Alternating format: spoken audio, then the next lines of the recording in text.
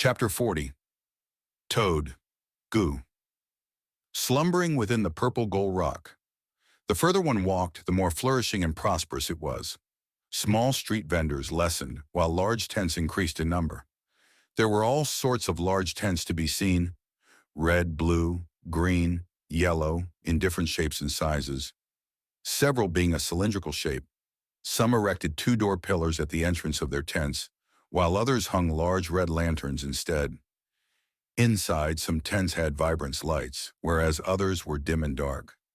Fang Yuan observed his surroundings as he walked, finally stopping near a gray-colored tent. "It's here," he evaluated while looking at the tent. It had two pillars at the entrance, and there were carvings on the pillars, two lines of antithetical couplet. 1. The left side wrote, "Small display of courage, obtain good fortune during the 4 seasons."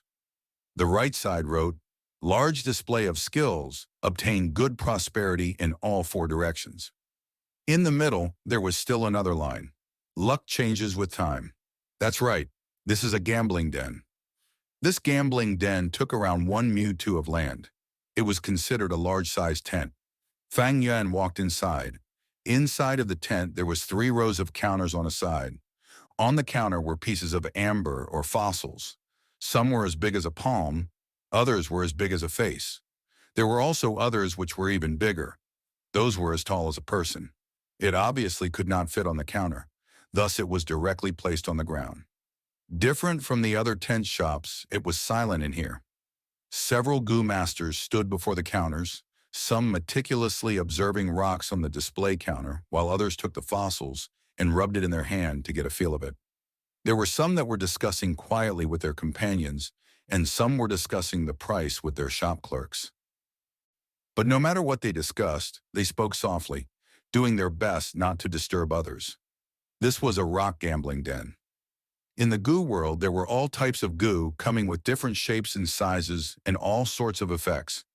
Goo worms have their respective food to consume. Without food, they can only last a short amount of time before dying. But nature towards life forms was both uncaring and benevolent. If they lacked food, the goo worms still have a chance of survival. That was to hibernate, undergoing self-sealing. For example, if the moonlight goo did not have moon orchid petals to consume, it may undergo self-sealing. It will try to maximize the conservation of its strength, like winter hibernation, falling into a deep slumber.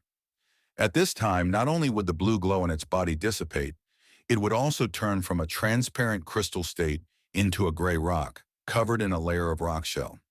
Eventually, the rock crust will get thicker and turn into a boulder. Or for example, the liquor worm, if it underwent self-sealing, it would form a white cocoon around it, curling its body and falling into a deep sleep within the cocoon. Of course, this situation of sealing and hibernating may not happen to every goo worm.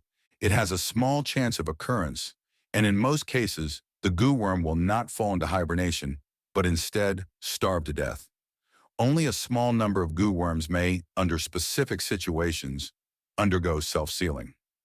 A few goo masters who accidentally obtained these sealed goo worms' rocks or cocoons would awaken the goo worms that were slumbering within. Thus, they would have a stroke of fortune. Some of the goo masters became successful due to this, it being a turning point in their lives. These situations happen frequently in the goo master world, often being fake or real rumors, giving people hopes and dreams. The source of the idea behind this rock gambling den originated from these rumors. Of course, these rocks all looked alike on the outside. Only after opening them can one determine if there really is a goo worm hidden inside.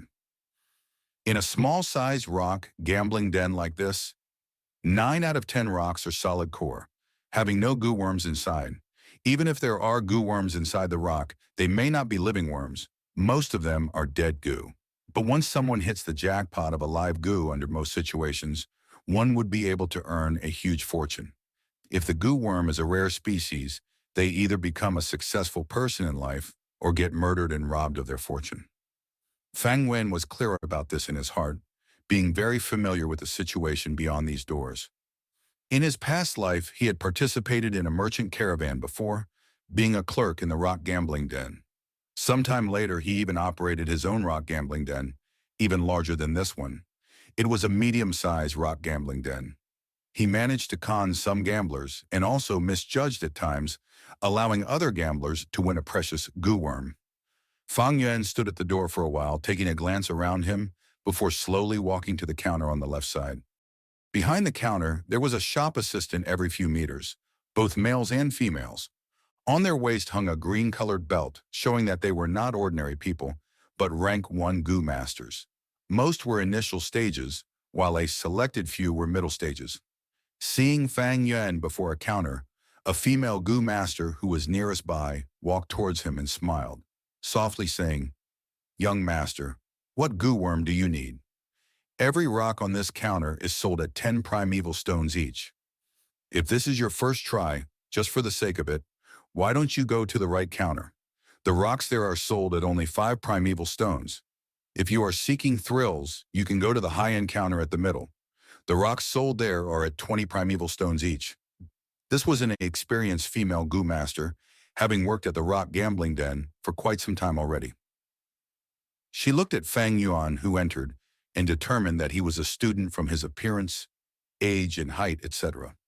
Those that came to gamble were all goo masters. Students were only considered second-rate goo masters, just starting their cultivation. Because they're often tight on finance due to feeding their goo worms, where would they find the money to come and gamble rocks? Students like this, normally they just came to take a look and to get an eye-opening experience, satisfying their curiosity. Most were only window shoppers, though if some had well-to-do families, they might attempt to buy one to try. But most only bought the cheapest fossil. Thus, the female goo master had no expectations towards how many rocks Fang Yuan could buy. "Let me look around first." Fang Yuan nodded at her expressionlessly, then started to look seriously into the pile. In his memory, it should be at this counter in this particular rock gambling den.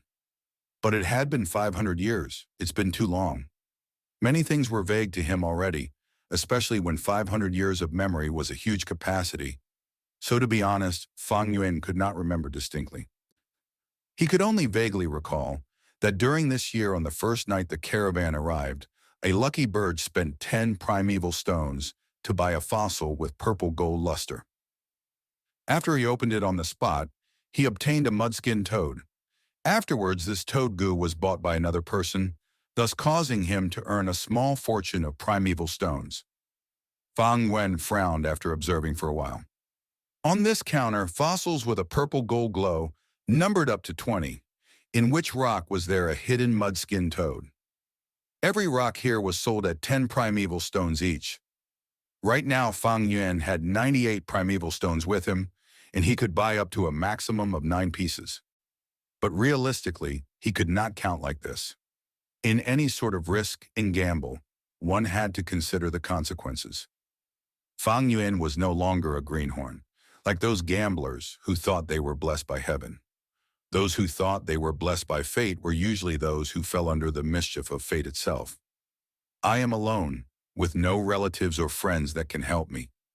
I have to save some primeval stones to survive, as well as to buy food for my goo worms. He counted, and under the most basic reservation, he could buy at most 7 pieces of fossils. This rock, the purple gold, is dotted like the stars, but it's flat as a pancake. There's definitely no mudskin toad inside. This piece has striking purple gold color, but it is only fist-sized. If there really is a mudskin toad inside, the rock should be at least 30% larger.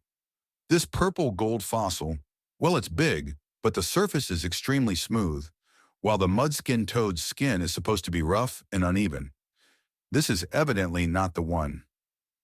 Fang Yuan continued to observe and evaluate, using the method of cancellation. When goo worms hibernate after self-sealing, they would form into a natural fossil, being undetectable from most of the world's detection methods.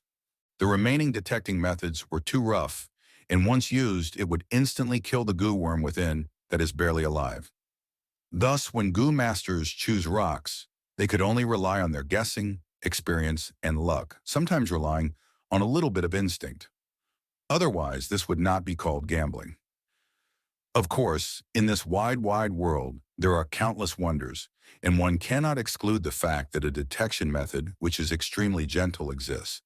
allowing a goo master to know if the rock contains a goo worm. Fang Yuan had heard of such rumors in his past life, but after experimenting, found that it was all lies. Fang Yuan assumed privately, if such a method really exists, it has to be a hidden legacy, controlled in the hands of a small number of mysterious people, having no impact on the gambling business. It was still tame around the Qingmao mountain region, but the more one moves east, the more prosperous gambling dens become. At the Bai 2-3 mountain region, every family village had its own gambling den. In some large-size forts, there were even large-size gambling dens built. The three villages that were famous for their rock gambling were Panshi, 4, village, Gumu, 5, village, and Kangjing, 6 village, where there were even mega-sized gambling dens. These three mega-sized gambling dens each had 1,000 years of history. Currently, their business was still blooming, with an endless number of gamblers. There had never been a situation of clean sweep by anyone. Currently, the tent that Fang Yuan was in can only be barely qualified as a small-sized gambling den. If it was any other 15-year-old who came, they would definitely be confused by all the different fossils, and even if they chose it, it would be by random guessing. But Fang Yuan was different. Firstly, he already knew a portion of the answer from the start, thus his search range shrunk to less than 30 pieces. Of course, to find that one rock out of these 20-odd pieces was extremely difficult as well. But using his 500 years of experience as backing, with such a rich pool of information, he picked out 6 pieces of purple gold fossils that best fit the criteria after observing for a while. He had an 80% chance of confidence that the mud-skinned toad was hibernating within one of these 6 fossils.